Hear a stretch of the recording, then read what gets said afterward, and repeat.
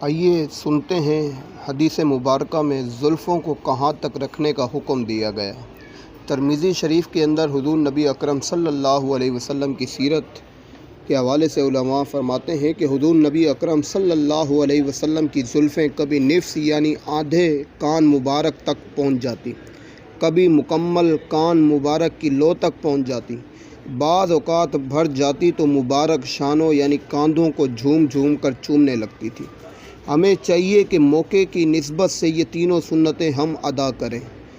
پھر علماء اکرام نے فرمایا کہ بعض علماء نے یہاں تک بھی لکھا کہ ایسے لوگوں کو دیکھا گیا ہے وہ زلفیں جب رکھتے ہیں یا تو وہ کاندھوں سے بھر جاتی ہیں، یا تو وہ عورتوں کی طرح مشابہت رکھنے لگ جاتی ہیں، یا پھر وہ بالوں کے اندر چٹی وغیرہ باندھ دیتے ہیں جس طرح عورتیں باندھتی ہیں۔ اس طرح علماء اکرام نے منع فرمایا۔ اعلیٰ حضرت امام احمد رضا